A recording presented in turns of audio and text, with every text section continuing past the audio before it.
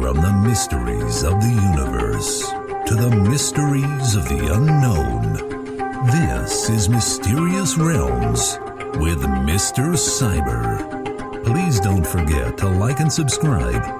Here is your host, Mr. Cyber. Hello, this is Elijah, aka Mr. Cyber, and welcome to Mysterious Realms. Today we have a great show for you.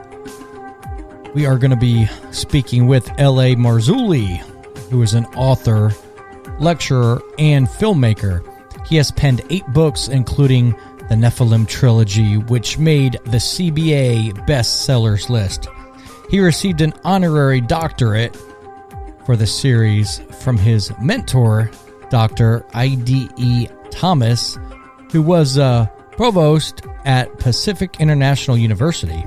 His book, On the Trail of the Nephilim, Definitive Proof of Biblical Giants, is a full-color, oversized book which uncovers startling evidence that there has been a massive cover-up of what he believes are the remains of the Nephilim, which are the giants mentioned in the Bible. He has taken On the Trail of the Nephilim and created a film series that continues his research with interviews from people in their specific fields of knowledge. Where the book left off, LA continues his research and is on the trail. I got to tell you, LA Marzulli is a very well-known author and researcher, and you've probably seen a lot of his videos on YouTube. If you haven't, I would highly recommend going to check him out. But it's my honor to have with us today You La Lamarzuli. Well, hello, LA. Thank you for joining me today. I appreciate you being on with us. A pleasure to be here. So, what I'm going to do, I'm going to start this interview with the question is, what question would you like me to ask you first? Who was buried in Grant's tomb? Right? Well, it was buried in Grant's soup. I think it was Grant. No, you could ask. One of my favorite questions is what, and it's really kind of a cool story. What got you into the On the Trail of the Nephilim series? Well, that's a great question. What was the nexus? So what did you get you on that Trail of the Nephilim series, and what was the connection, aka nexus? I'm glad you asked. I had, at this point in time, I had already written the Nephilim Trilogy. I'd done 3 books, had written 3 books, published by Zimmerman, all fiction, the Nephilim Trilogy. I had been immersed in all things Nephilim since about 1990. My mentor was Dr. I.D.E. Thomas, and I figured like it was done. Here are the 3 novels. The book after that was Politics, Prophecy, and the Supernatural. And I really thought I was done. I've plowed the Nephilim field, and it's all good. And there are the 3 novels, and based on years of research, I can move on. So I'm going to go speak at this conference in Newark, Ohio, to pronounce it correctly, but what the locals pronounce it, Newark, Ohio. So I'm going out to Newark, Ohio, and my friend Russ Dizdar calls me up and he goes, "Hey, LA, do you know where you're going?" And I go, "Yeah, I'm going out to Newark, Ohio." And he just kind of laughs. And if you don't know Russ Dizdar, he's got this like mischievous little chuckle when he knows something that you don't know. Yeah. And so he gives me the mischievous Russ Dizdar chuckle, and he goes, "No, do you know where you're going?" I go, "Russ, I'm going to Newark, Ohio." He goes, "Are you at your computer?" I go, "Yeah." He goes, "Google Fritz Zimmerman, Fallen Angels in the Ohio Valley, the Nephilim Chronicles." I go, "What?" He goes, "Yeah, just do that. Fritz Zimmerman, Nephilim Chronicles, Fallen Angels in the Ohio Valley." And I just kind of go, so I Google it, and my jaw hits the table, and I go, "Oh my gosh, what is this?" So I immediately got a PDF of it, and I ordered the book, and I tried contacting Fritz, but there was no connection. So when I flew out there, I knew that just from a cursory glance at Fritz's work, that in Newark, Ohio, there was an earthwork called the Newark Earthworks, and it's the largest collection of earthworks on the planet. Yeah. And so I remember in the car, and I'm staying in a hotel, and my driver's picking me up and then taking me to the conference where I'm speaking. And so on the way back, or on the way to the conference, I think it was Saturday afternoon, I go, "Hey, do you know where this Newark Circle Mound is?" And he goes, "Yeah, you've been passing it twice a day. We go by it on the way to the conference venue." I go, "Well, where is it?" And he goes, "Right up here on the right, about a mile." And sure enough, there's the sign. It says Newark Earthworks. So I look at him and I go, "Listen, tomorrow I have free time. The conference ends around 2:00. So on the way back, can you drop me off for like 2 or 3 hours and then pick me up?" He said, "Sure." So the next day, it's Sunday, I do the conference. He picks me up. It's around 2:00 in the afternoon, and he drops me off in the parking lot of the Newark Earthworks. Now, I've never been there, obviously. I had seen some of what Fritz was talking about, but I didn't really understand it. Yeah. And he drops me off in the parking lot, and there's nobody else there, not another car. And to the left of me, as I'm walking up this 4-foot wide asphalt path to gain entrance to the site, I see these huge earthen walls that are towering over my head. They're up by 20 feet in the air. And I'm kind of going, what is this? And I remember getting up to the top of the path and looking to my right, and there was a museum, which of course was closed. Mm-hmm. And I look to my left and I begin to walk towards the entrance of the Great Circle Mound, and I stop and freeze in my tracks. And I don't even move a muscle. I'm like hyperventilating. Even now I'm getting chills talking about it. I'm hyperventilating, looking at what I know is the rest of my life. God loves you, Mr. Marzulli. God loves you. All right, you guys. Amen. I'm not sure what that was about, but it's all good. That was a good compliment, brother. There you go. He didn't know I was on a radio show. So I love it. I'm looking at this huge circle mound, great circle. The walls are upwards of 20 feet, and it's not just a small circle. It encompasses about 1,250 feet, in diameter. The thing is huge. Yeah. And I just freeze. I mean, I am frozen in time, hyperventilating. My breath is coming in pants, short little pants. I'm hyperventilating.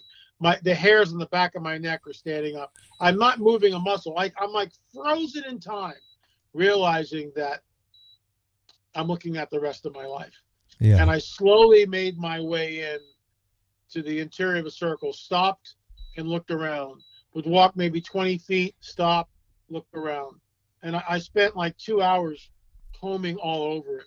Well, that was the beginning of the book, On the Trail of the Nephilim, which then turned into the film series, which there are now 7 installments in the series, On the Trail of the Nephilim. It will be known. I was on Coast to Coast a couple of weeks ago, and George said, LA, you might be the world's foremost expert on the Nephilim. And I was really taken aback by that, and I've never thought of myself that way. But I said, George, I don't know. I mean, you may be right in some ways. Who knows? But there are now 7 films in the series, with more coming. We just released Lost Civilizations, which is, the thing will speak for itself. If folks are interested in renting them, they can go instant gratification by going to our Uscreen account, streaming.lamarzuli.net, streaming.lamarzuli.net, and you can download, all 7 of them for a very nominal fee and binge watch them all. And it will blow your mind, because we've been everywhere. Well, that's not true, but we've been almost everywhere. Yeah. So we've been to Peru. And I have one question for you, LA, really quick. So I grew up in Ohio. I've been to Serpent Mound when I was really, really young. I know I haven't been to the Great Circle, but The question I have for you is, how many mounds are we aware of, or that you know about? Well, when Squire and Davis shows up, they're surveyors of the 19th century. There was roughly 10,000 mounds in Ohio alone. Who? In Ohio alone. That's insane. 10,000. Yeah. So we're supposed to believe that a group of hunter-gatherers, nomads, created these, and it's just nonsense. They didn't. In fact, when the first white settlers pushed into what's now the area known as the Great Circle Mound, they specifically asked the First Nation people, the Native Americans, who built these, and they said, we don't know, it was here when we got here. So the whole idea of First Nation kind of flies out the window when you think about that. That if they're saying, and that's on the record, by the way, they're saying that we don't know, it was here when we got here. So what are we supposed to believe?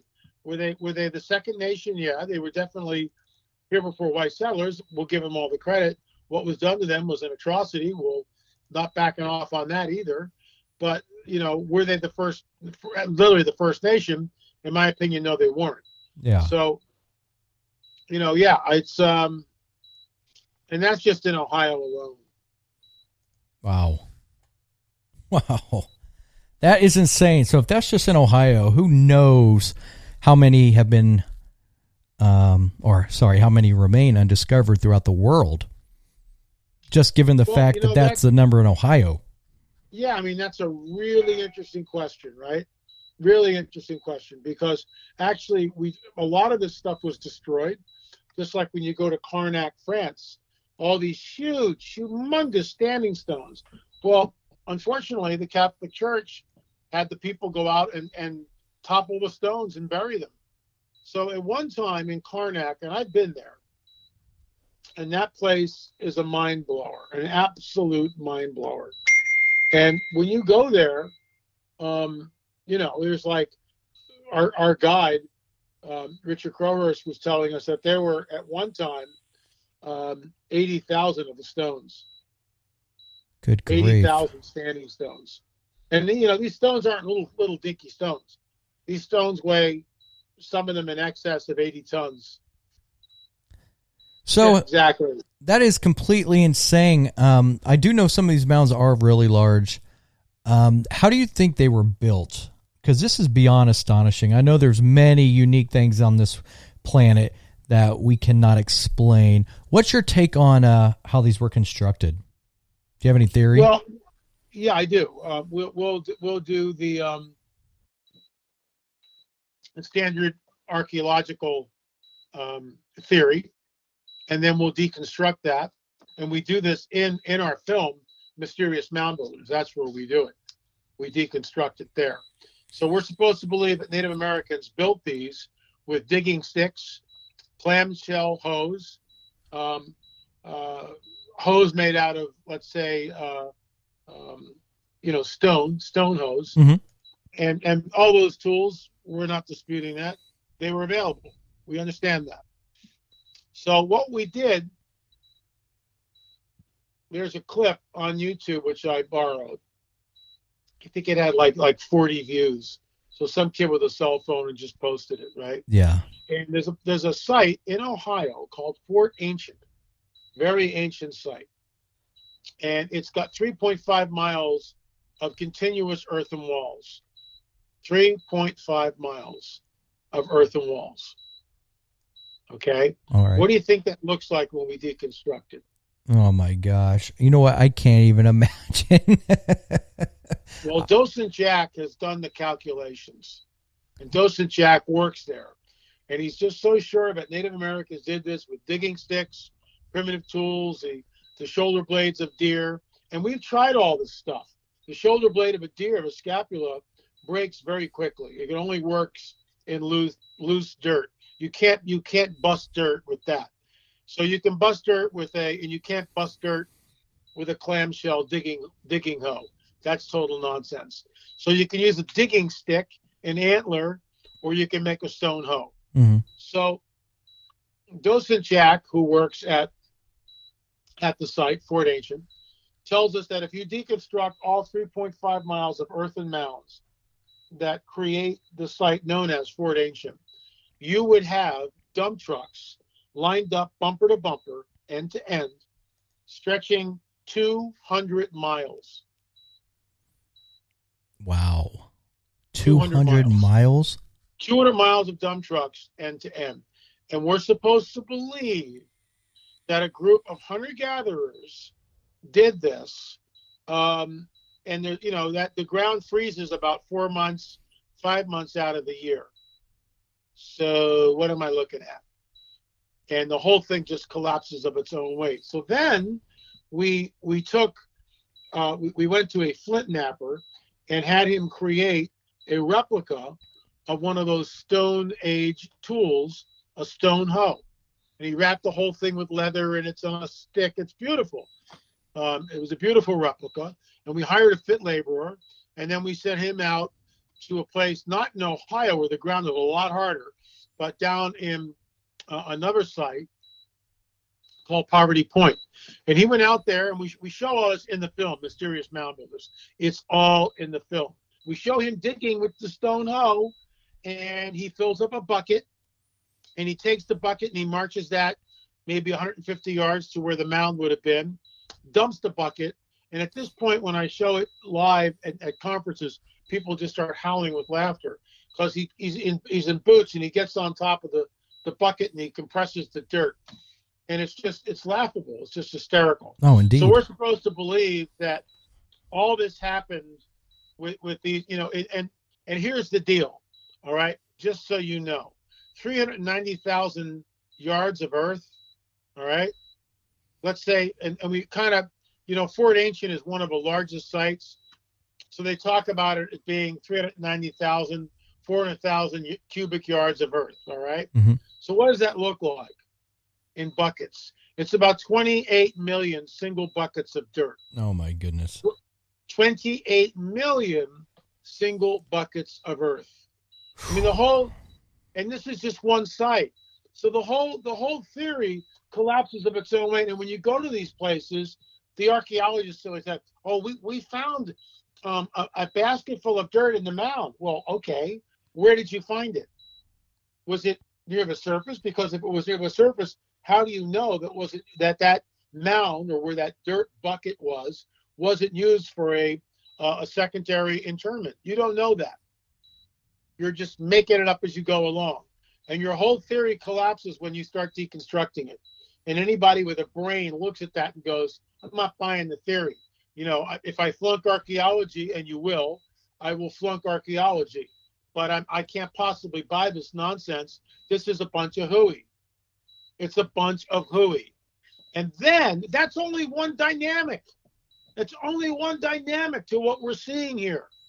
Then you start getting into the astronomical alignments, the idea of an 18-and-a-half-year lunar cycle, the fact that some of these plazas, let's say like the Hokia, which are over 40 acres, are dead level. No, the moat inside the Great Circle Mound, for all practical purposes, dead level. The Octagon Mound, which is adjoining, all originally part of the Newark Circle Mound, right? That's based on an 18-and-a-half-year lunar cycle. Native Americans knew nothing about the 18-and-a-half-year lunar cycle. They didn't know it. It wasn't there. It's not there. Europeans 4,000 years ago didn't know about the 18-and-a-half-year lunar cycle, Metonic cycle. They didn't know about it. The Book of Enoch, pseudepigraphal book, written by by Enoch, but he talks about all these fallen angels coming down. Guess who handed this information to mankind?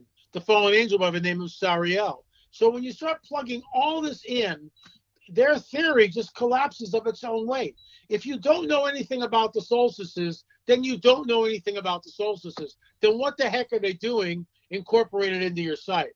If you don't know anything about an 18-and-a-half-year lunar cycle, then how come your site is based on an 18-and-a-half-year lunar cycle? And on and on. Look, there's advanced mathematics, advanced building techniques, surveying techniques. I mean, it just goes on and on and on. And what we discovered at America's Stonehenge, in my opinion, is the greatest archaeological discovery of the 21st century. And that was done by Kelsey Stone, he's the heir to America's Stonehenge. Dennis is his father. He's third generation on the site. And what he discovered by accident, in my opinion, is the single most important archaeological discovery of the 21st century. Wow. Wow. So, can you tell me, I am curious, what's up with the 66 gates at Fort Ancient? Exactly. What do you think? And get this. Wow. This. That's all you can say as well. Yeah, that's all I got. I mean, that's all you can say. I mean, Elijah, that's it. That's you sit there and you just go, I mean, that's what you do. Because we were there on the spring equinox, all right, which was deliberate. There's a gateway, 2 mounds, which comprise the entrance, the gateway to the site. So my wife's got this celestial star chart on her phone, right? Mm-hmm. So it's the spring equinox, equal amounts of light, equal amounts of darkness. Directly over the gate is the Serpent Hydra. Are you kidding me? Are you flipping kidding me? Are you kidding me? Oh, that's just a coincidence. So the Native Americans didn't know anything about those things. Blah, blah, blah, blah, blah. You're right, they didn't. We're looking at the fingerprints of the supernatural. We're looking at fallen angel technology, Nephilim architecture. That's who the builders were, in my opinion. Well, I absolutely believe it as well, L.A. I'm sorry, what? No, I said I absolutely believe that as well. I agree with you completely. Yeah.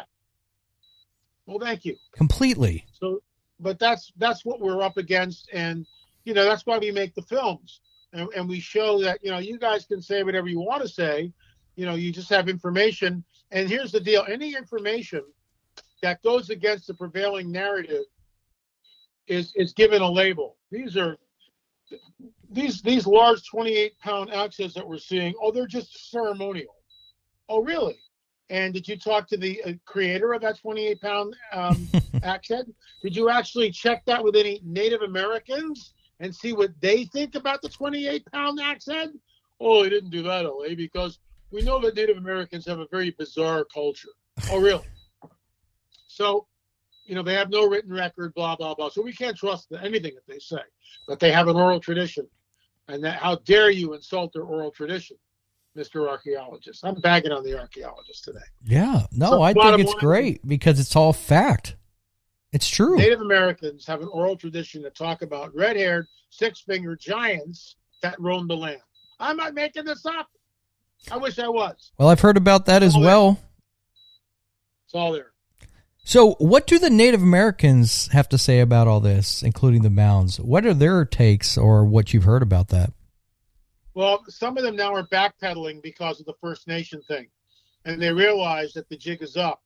If they're not the First Nation people, then they're not the First Nation people. In other words, if these sites are ancient and Native Americans didn't build them, then who the heck did? And that's why when you go to America's Stonehenge, look, when you go to the Octagon Mound, here's a perfect example. You go to the Octagon Mound in Ohio, all right? You're looking at this thing. It comprises about 50 acres of land. Mm-hmm. Well, first of all, when you're standing inside of it, you have no flipping idea what you're looking at. You don't know it's an octagon. You don't know it's an irregular octagon. A normal octagon is 8 equal sides, and you can do that fairly easily.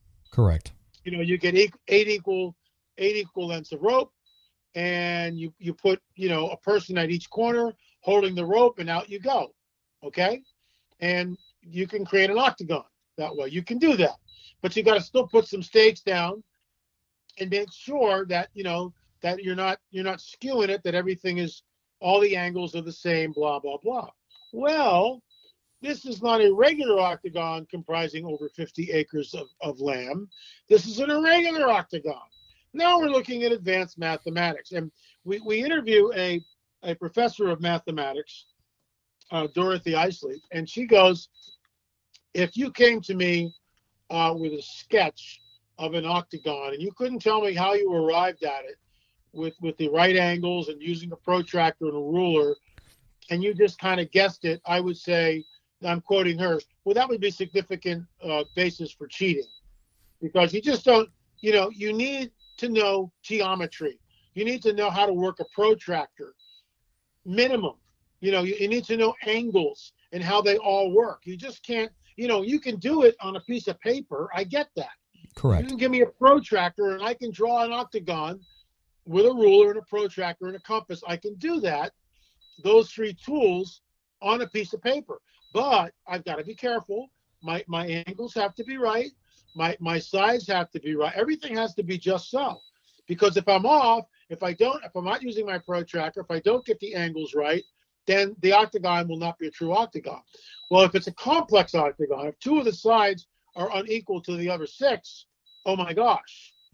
Now we've really got a conundrum here. A huge conundrum. How does that work? And again, this is encompassing 50 acres of land.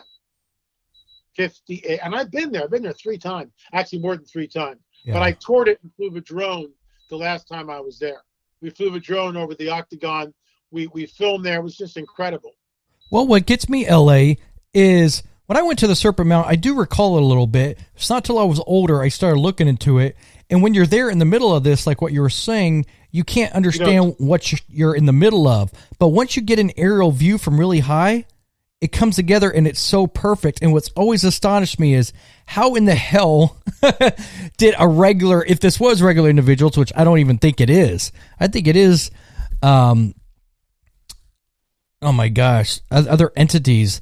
There's no way back then we could build these, especially when you get perfect angles, perfect lengths, all these things line up that we had no knowledge of. And the Serpent Mound, to your point, the Serpent Mound, I'll circle back to the octagon in just a minute. Yeah. But the Serpent Mound is also constructed where the undulations of the serpent on that peninsula that juts out from the land, those correspond to the equinoxes, the solstices, the whole deal. The mouth, the head of the snake, is pointing to the summer solstice sunrise.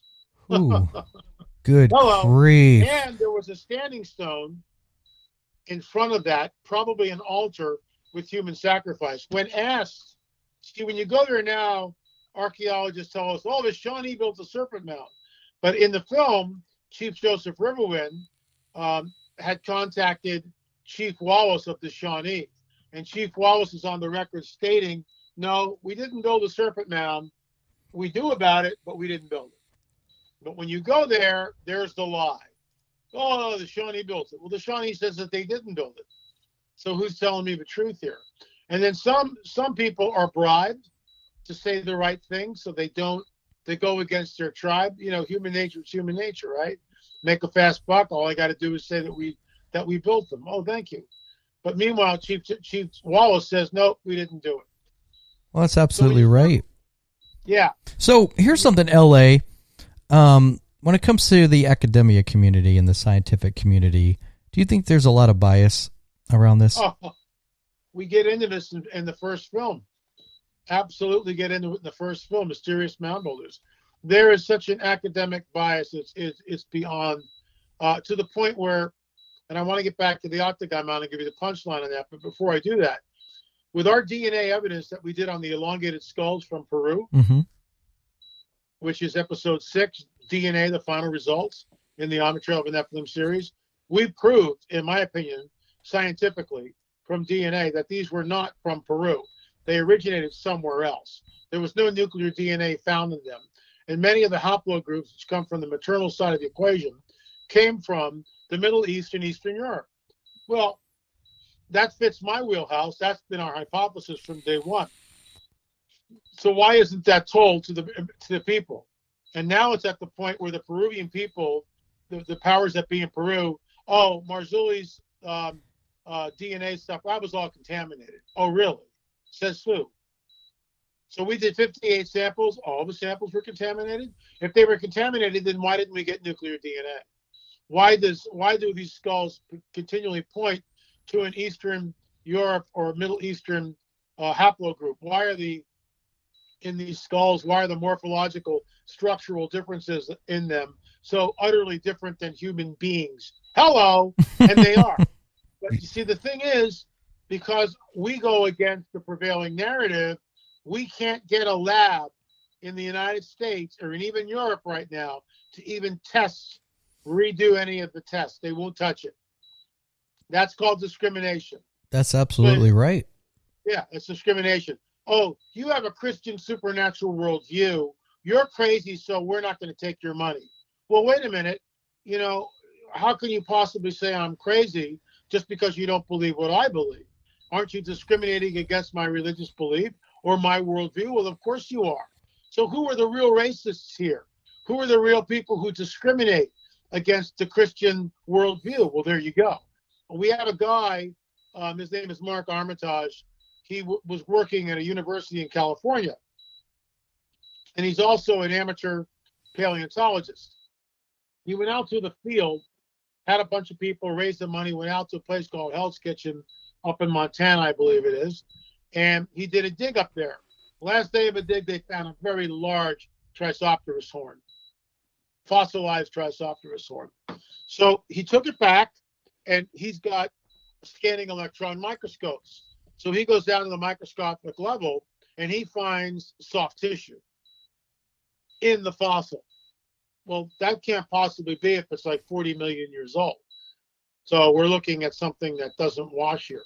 Why is there soft tissue in a Triceratops horn? Yeah. So he publishes his findings. In his paper, he says nothing about his Christian beliefs, says nothing about his belief in a young Earth, which I don't believe in. I believe the Earth is millions of years old, but mankind is a very new creation on the scene, about 12,000 years, maybe a little bit older, no more than that. But something cataclysmic happened before the recreation of the Earth, and that was the battle with the dragon, and that's where the dinosaurs were destroyed, in my opinion. Okay? Correct. So the Earth is far older. Mankind is new, very new, 12,000 years old on the scene. And everything corroborates that, in my opinion.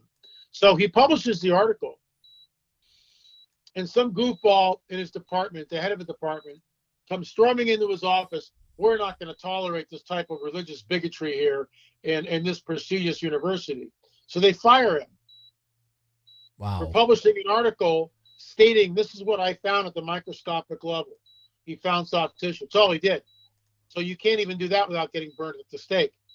So he sues, and he wins in court. And he comes in on the record in the film, Mark Armitage, talking about the absolute bias in academia and the scientific community. It is there all day long. It's there. And if you want to be in the club, you toe the party line. Well, that's if you absolutely don't want to be in right. the club, then you're ostracized. Well, you know what? I can tell you this, LA. I personally am a Christian and a believer. And everything you're saying, you know what?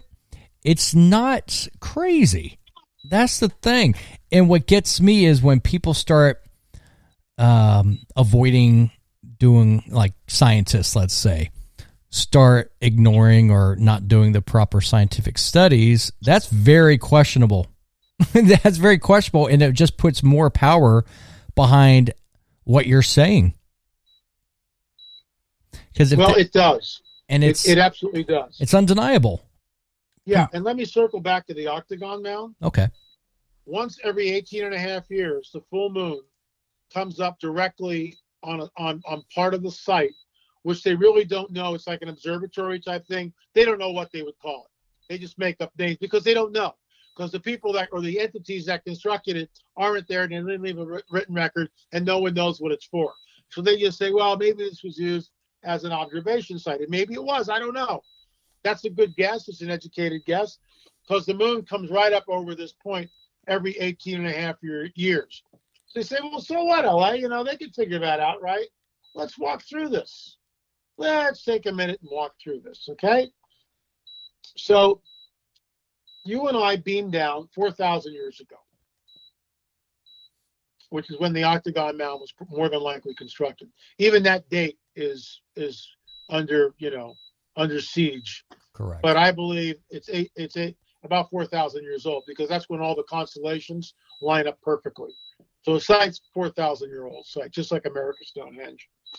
So you and I beam down. First night we're there, we look up and go, wow, I guess that's the moon everybody's talking about. And we see that it waxes and wanes. And we go, we should try to figure this thing out. So we get some stakes and, and we some rocks, and we pound these stakes into the ground. And we have stakes and we line them up with a point of sight in the distance, like a mountain, a cleft in the mountain. And sure enough, the moon comes over there. We make a notch on the stake, and then 50 feet away, we've got another set of stakes, and we make notches on those stakes. Good. So we do this for 20 days. We got notches, not nachos, notches. And and we're looking at the rising and setting of the moon, and we realize, this is amazing. We're tracking this bad boy. Well, on day 21, a rainstorm moves in. It lasts 5 days. The sky is completely clouded over. We can't see the moon. Now what? And here's something to think about. When we jump into the Metonic cycle, the 18-and-a-half-year lunar cycle, first of all, we don't know it's an 18-and-a-half-year lunar cycle, number one. Number two, we don't know what year we're beginning to track it. Are we in year 7, year 6, year 13, year 1? We don't know. So we're just jumping in. Number 4, how do we crunch the data? How do we crunch that? How do we even get the data to crunch to begin with? How do we use enough sticks or whatever, because that's all they got, right? How do we make these alignments and somehow figure this all out, and then somehow record that data on a deer hide, whatever? And then we do this, and this goes on and on and on and on. And you've got to be there for 18-and-a-half years. See, people don't understand what's going on here. Are you flipping kidding me? Who's got 18-and-a-half years to do anything with? Gosh. But that's the Metonic cycle. And the book of Enoch tells us that the fallen angel by the name of Sariel gave this information to mankind. It was handed to us. That's insane. Wow. I'll tell you what, LA, I'm going to have to go back and listen to all this because it's so deep and it's so fascinating. And I think the audience is going to have to listen to this as well, because everything you're saying is backed by facts. That's the crazy thing. Well, this is why people need to go to streaming.lamarzuli.net. I mean, everything we're talking about is from the On the Trail of the Nephilim series. And when you sit there, people will email me, "Oh my gosh, LA, I watched episode 1 3 times. I can't believe the amount of information that's there." Yeah, it blew my mind when I was there. So, the thing is, all these archaeologists, it's 18-and-a-half-year lunar cycle. They knew that. They knew, okay, guys, time out. Let's hold your feet to the intellectual fire. Why don't you guys go out? See, if I was a millionaire, if I was like someone like Bill Gates or Bezos, I'd put money where your mouth is. Okay, guys, I want you to go out and show me how you arrive at the Metonic cycle. Just show me how you do that with sticks. Just show me. Oh, so we couldn't see the moon for 4 days. Now what are you going to do? You have to start over, don't you? Because you didn't see the moon for 4 days. So you don't know what it did. And you can't guess. That's cheating. So show me, Mr. Archaeologist, how the stones in Sacsayhuaman were cut and moved and then put together. Just show me. Let's bring the best Inca stone cutters that we have with their goofy copper chisels, and you show me, Mr. Archaeologist. Just show me. Quit telling me that the Inca were master stone cutters when it's obvious that there were two cultures that are creating. This is all in Lost Civilizations, episode 7. I'm at the Sun Gate in Peru.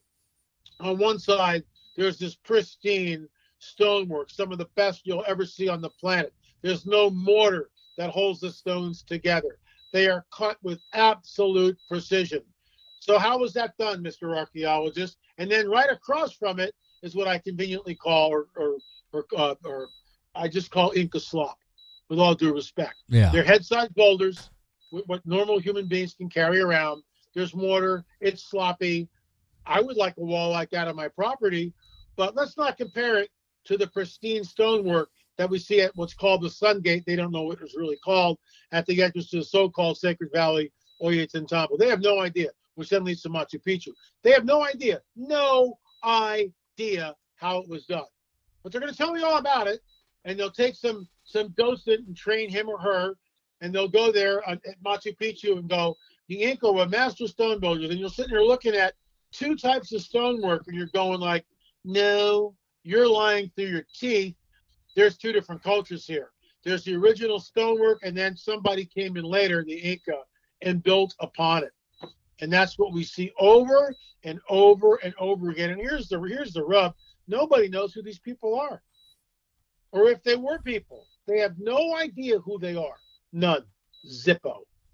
Wow. Yeah. So here's a question, LA.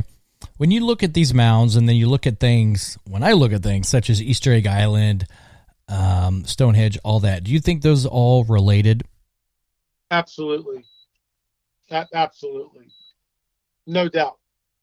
No doubt. Because it's fascinating, like just looking at Easter Egg Island, the big giant heads, it's like, how? We can't even do that nowadays. How in the world could that have been done by humans back then? Well, interestingly enough, on YouTube, they show a team of about 40 people moving one of the statues.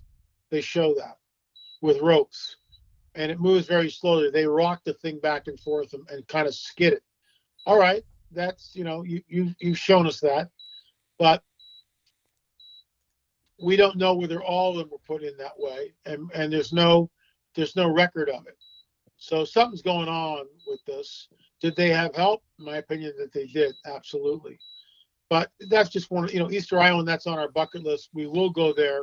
We will film at some point. And again, when we go there, for instance, let me bop over to the other side of the world. I was in Sardinia for a day. Mm-hmm. We went to the Tomb of the Giants and we filmed there.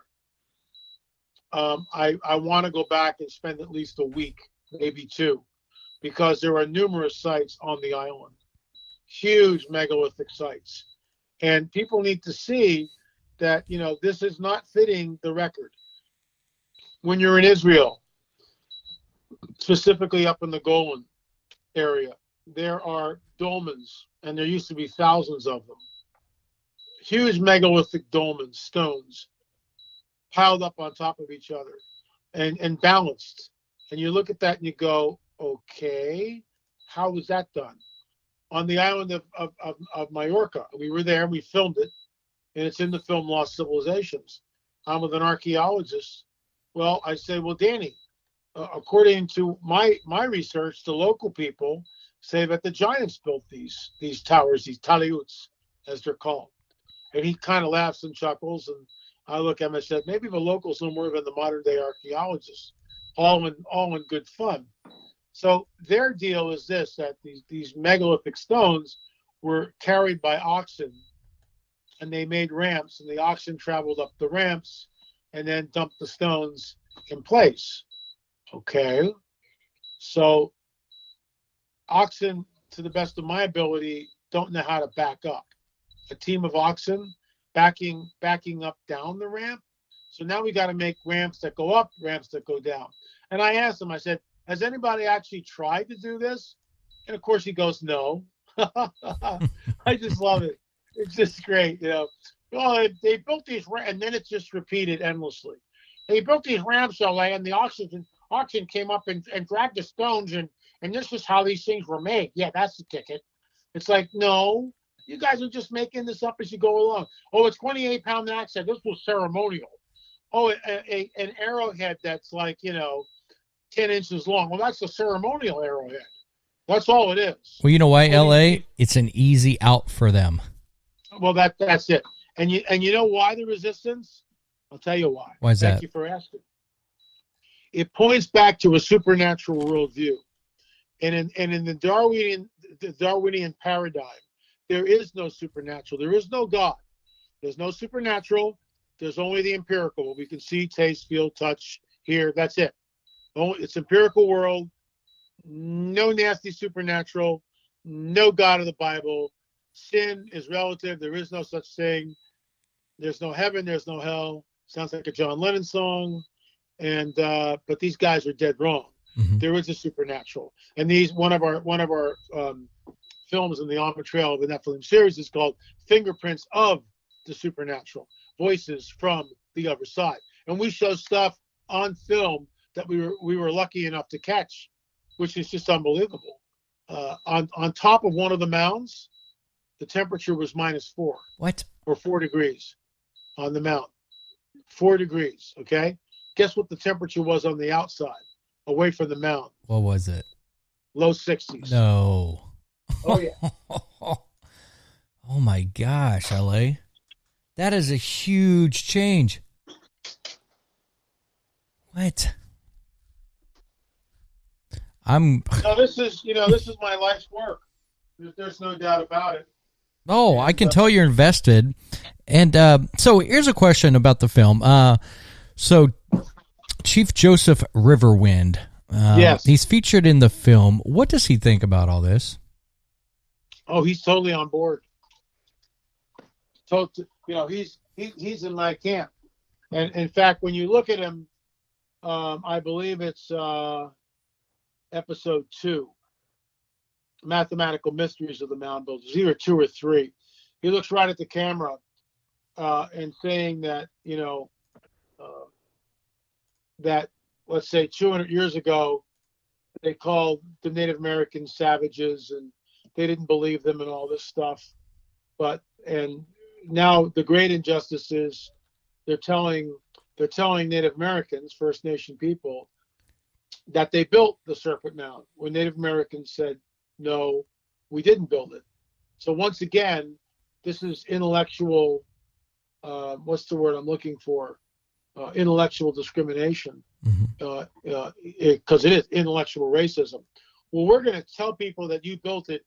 We don't care what you say. We're going to say you built it. Even though you say you didn't build it, you're wrong, we're right, because we're white people. So Correct. It's amazing how I'm called a racist, right, for saying that Native Americans didn't build it. But the archaeologists said that they do. Who's the real racist here? When Chief Joseph Riverwind, when you see his face, his eyes are smoldering. He's ticked off and he has every right to be. And this is what we're up against. And you know what? Eventually the truth is going to come out. We thought that the academic community would be more upright and forthcoming with our DNA evidence. They weren't. Why am I not surprised? Look what happened to Mark Armitage and his Triceratops horn. It's all the same people. It's all their little goofy club. They hate God. They're all Darwinists. There is no supernatural. You will believe what we tell you to believe. Shut up. Move on. And if you get too close, some bad things may happen to you. Well, that's absolutely right. Absolutely right. So LA, tell me, brother, what are you working on now? Any cool projects? I just finished the UFO film. What I mean by this, in 2016, I started filming this film called In Their Own Words, UFOs Are Real. Mm-hmm. I released it in 2017. And it was my first film as an independent director. And I learned a lot. But what I just really felt pressed was to re-release it, re-edit it, and make it better, add some new material, which I did. So it's an entirely different film. It's some of the same footage, obviously, but there's a lot of new stuff, and the editing is way better. And I parsed it down from an hour and 40 minutes, hour and 37 minutes, to just under an hour, just right around an hour. So that gives you an idea of, what I'm working on. We're going to release this film for free. So why am I doing this? Why did I circle back? First of all, the Lord told me to circle back and redo it. Second of all, disclosure happened in 2017. There's no doubt about it. So even though in the film, Paul McGuire, in the film, we filmed him in 2016, it's now 2017, the film's released. And in that film, McGuire's talking about that he believes disclosure is going to happen soon. Well, in December of 2017, a few months after the interview with McGuire, there is disclosure on Tucker Carlson. And actually, it happened first in the New York Times, and then it just mushroomed from there. But the bottom line is this. Disclosure happened publicly on mainstream television with the Tucker Carlson interviewing Commander David Fravor, a former F-18 pilot, who had an encounter with a tic-tac-shaped UFO.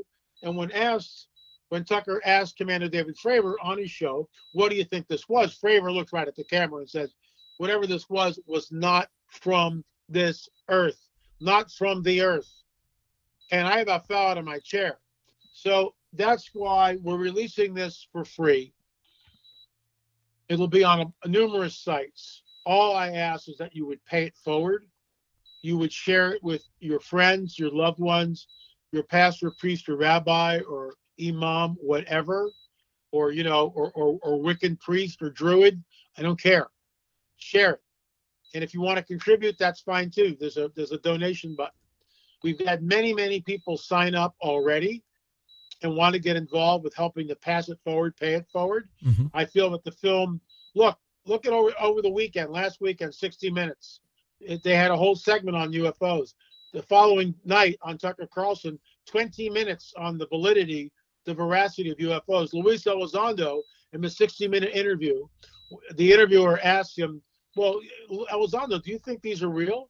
And Elizondo throws it right back in his face. It's just great. He goes, who cares what I think? Your government is telling you that they're real. I'll say it again. Your government, the United States government, is telling you, the Joe American citizen, that the UFO phenomenon is real. Wake up, pay attention.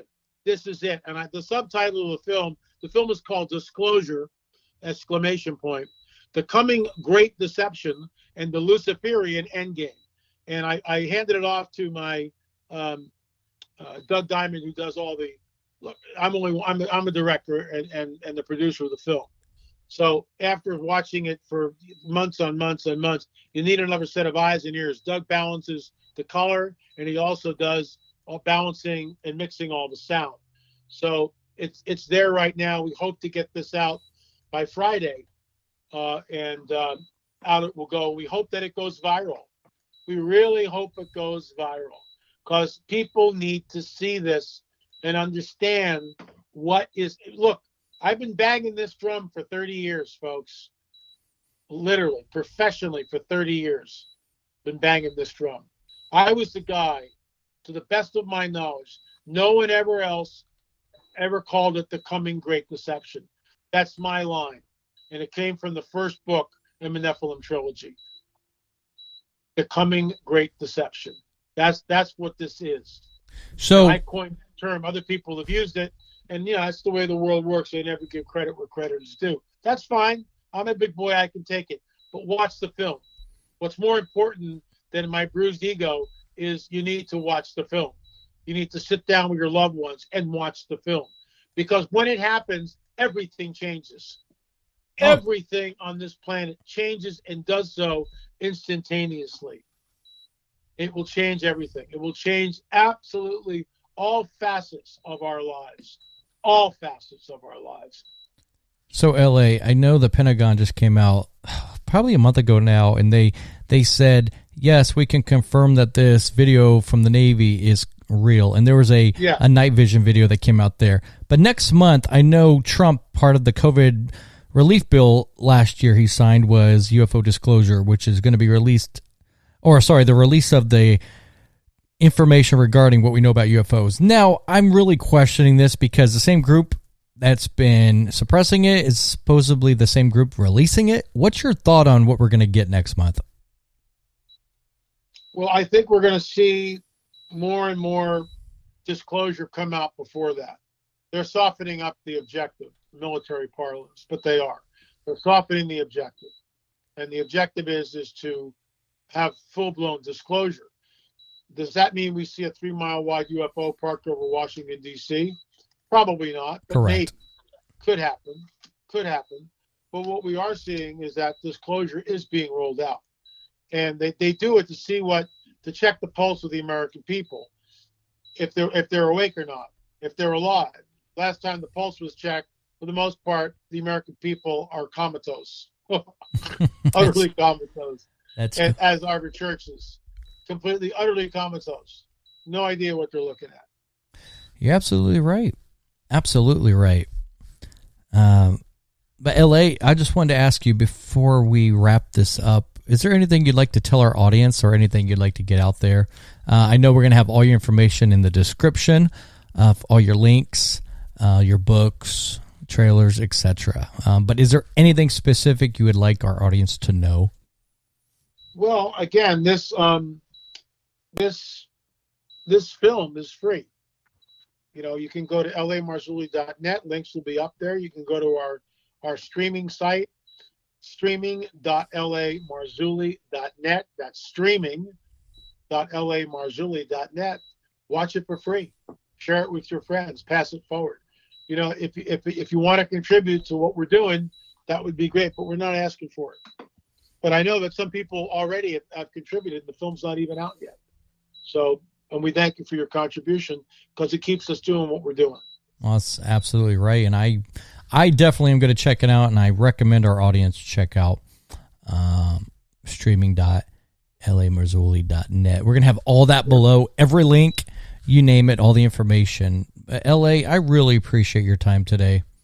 Well, thank you for having me on. It's an absolute honor to have you, and I will talk to you again, hopefully in the future, sir. Absolutely. Thanks for having me on, and God bless. Hey, God bless you too.